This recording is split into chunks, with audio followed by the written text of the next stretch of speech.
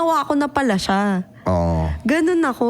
Oo. Sabi ko, shit, buti na lang ang haba ng pasensya nito sa akin. Naging thankful din naman ako kasi. Oo. Tama diba? naman yun. Pero, wag mo itodo ng ganon. Oo. Advice ko sa'yo. Kasi, ako for example, yung talagang matitinding lalaking walang time for Yeah. alis ako dyan. Oo. Ang Yung toxic. mga lalaking, excuse me, yung mga lalaking gusto nila straightforward agad. Yun. Hindi ko Okay yun naman kaya. yung manligaw. Oo. Actually, ako hindi ako naniniwala sa ligaw eh. Really? Okay. Ito, in a sense na ganito, okay. Hindi ako naniniwala na kailangan mo akong ligawan to get to know me.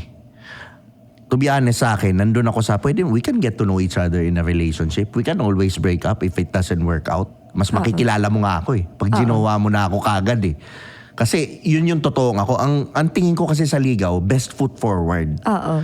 Ang dami, how many nabudol sa ligaw? Pagkatapos tong ligaw, iba na. Oo, yun nga. Yun Iba na. na.